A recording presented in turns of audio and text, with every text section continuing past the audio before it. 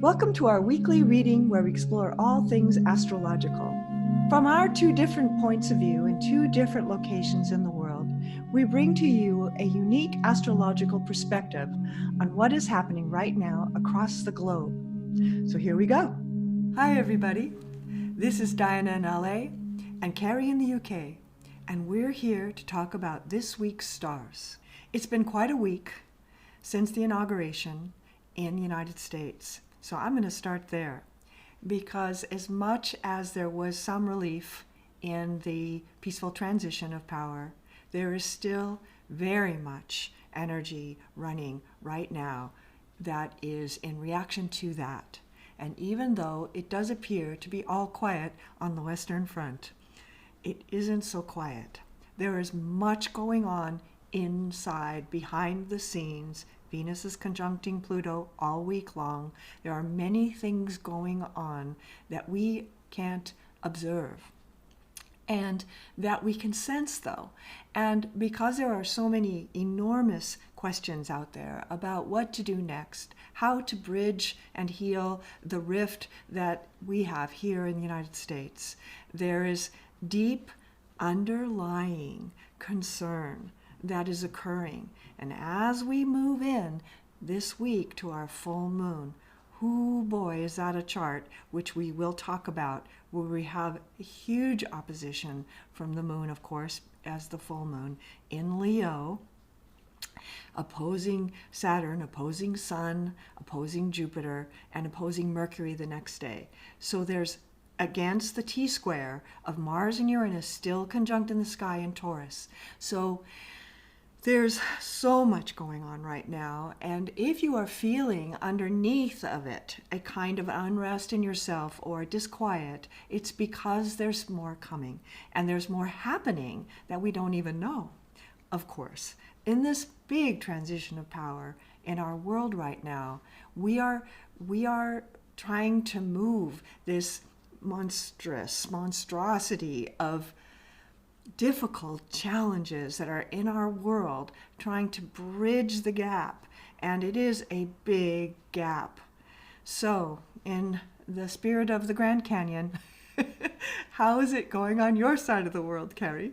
Here in the UK, we're really being challenged by this square of Saturn and Jupiter to Uranus and Mars, because we are now being told that there's a new strain which could be worse than the last strain, and that lockdown, which is supposed to finish in February, might not finish in February and might be extended. So the ground rules are changing all the time in the UK depending on the severity of the virus. They're even talking about closing all the borders into the UK, and that's never happened before, unless we're in a wartime situation. That's the kind of challenge that we are facing at the moment with this planetary lineup, and it's not going away just yet. So it's going to be here for quite a while longer, a few more months. Right, and also there's some kind of great relief in the transition as we're getting better.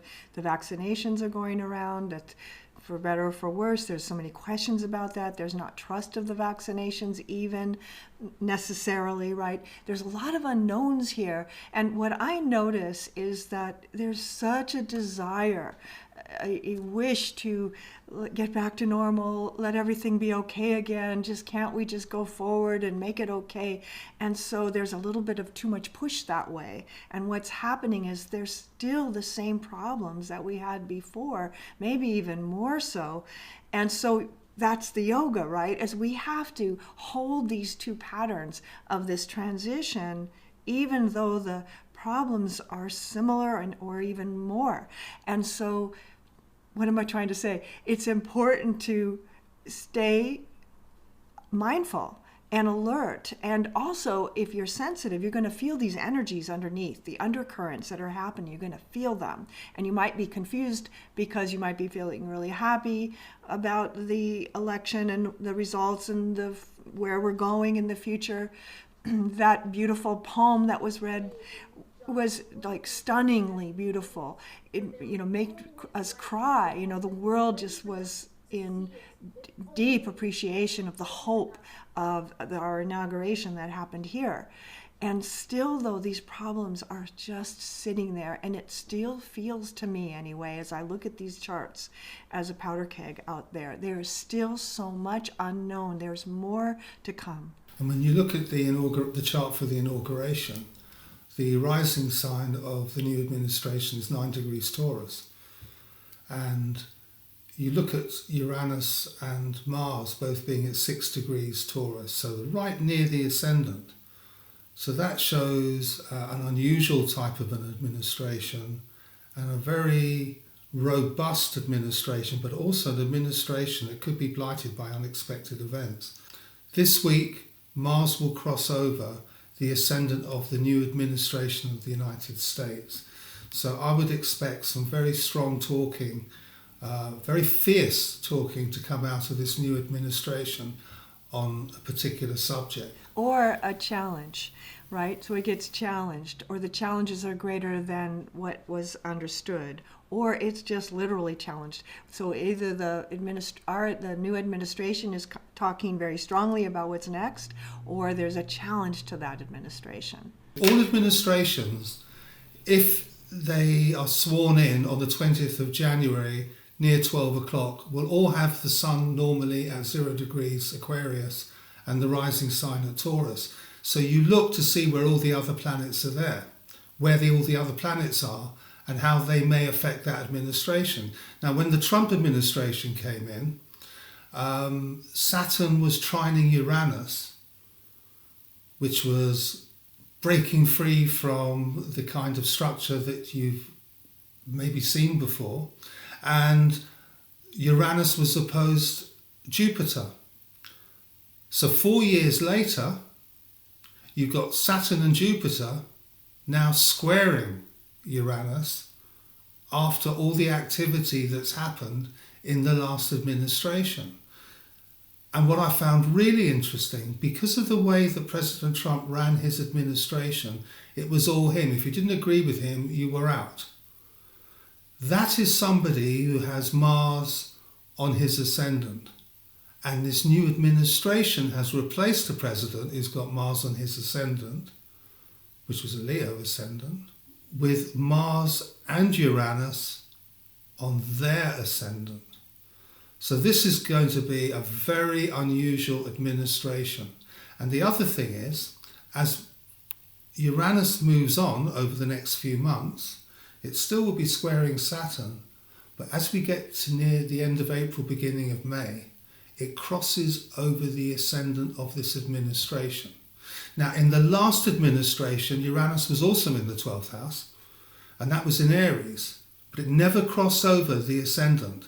As it neared the ascendant, the administration came to an end in the way that it did.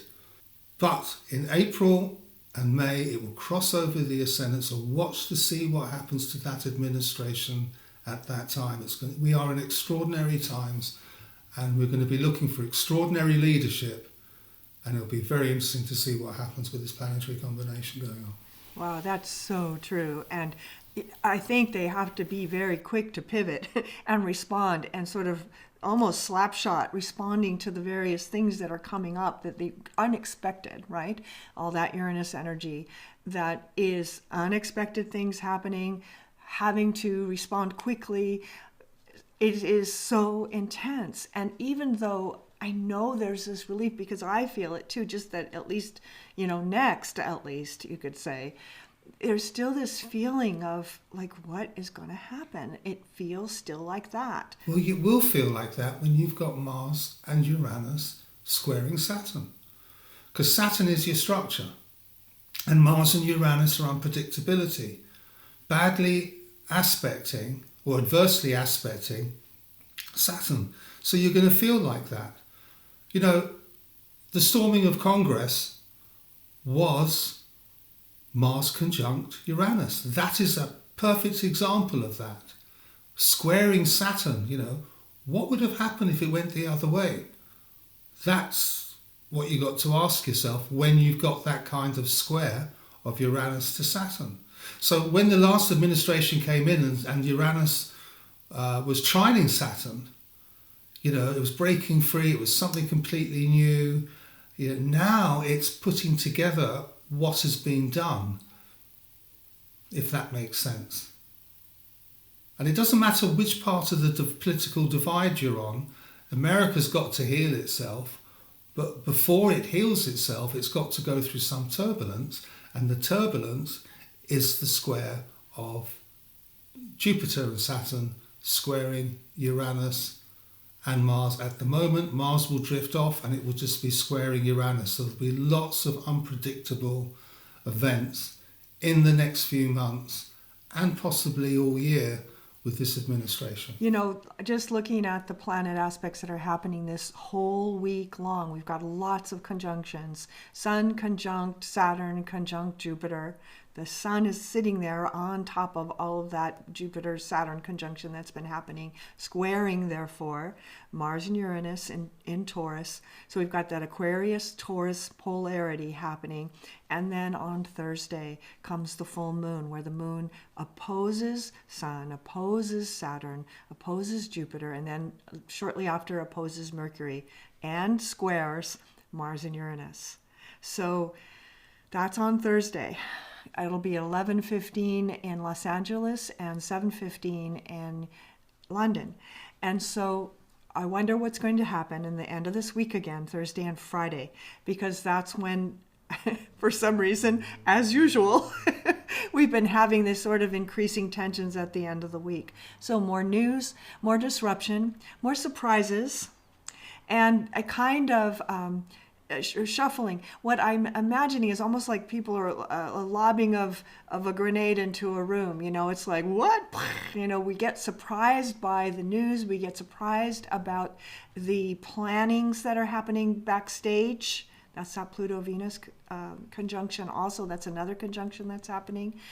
And there are things afoot. Yeah, and I would also look at the news that comes out tomorrow, which is Sunday, because you've got the Sun, which is conjunct Saturn exact.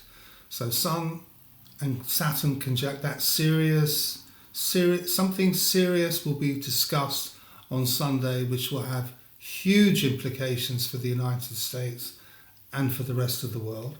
And the other thing that you've got exact, you've got Mars squaring Jupiter exact on the same day, and you've got Venus sextile Neptune exact on the same day. So Sunday's quite a pivotal day. So we have a lot to work with this week, and my recommendation is to not be so moving forward so quickly. We need to take each single step. In spiritual world, we say you cannot skip steps. And we are in the middle of a hard effort, a work that we are co-creating together and in our own lives too. And so as you move out into the world this week, be mindful, stay conscious, stay open to what will be, and just notice what's going on. Don't be so quick to move forward. We're not quite there yet. And also the other thing that's happening this week, which is very important, is Venus conjuncts Pluto. So there are very deep feelings felt, both in the UK about being in lockdown for the last few weeks and maybe for the next couple of months. Also with regards to some of the knock-on effects of pulling out of Europe, which could also be quite serious and quite disruptive, Uranus, Mars, and in the United States. Because people are feeling things really deeply. The 70 million people who voted for the last president are feeling things very, very deeply, and that is when you have Venus conjunct Pluto, but also when you get Venus sextiling Neptune. They want everything to be all right. And interestingly, on the last inauguration, Venus was also sextiling Neptune, but they were both in different signs. So we're starting off this administration and this time in a very different way to the way of the last presidency. But these are very important times. Very good. That's so true. Yes, and the word of the week for me is wishful thinking. We want it to be better sooner than it is. We're just not there yet. So take it slow, one step at a time. We're healing, but there's more to reveal and more to be understood, more to be seen, more to be healed. And that's where we are right now. And we hate to be bearers of negative news, to be, because we so also want to move forward and come to this happy ending that we're just not there yet, though. So hang in there, everybody, and we'll see you next week with another broadcast of Astrology World. And if you're enjoying this show, we hope you will share it, and we'll see you next time. Take care, everybody. Be safe and have a great week.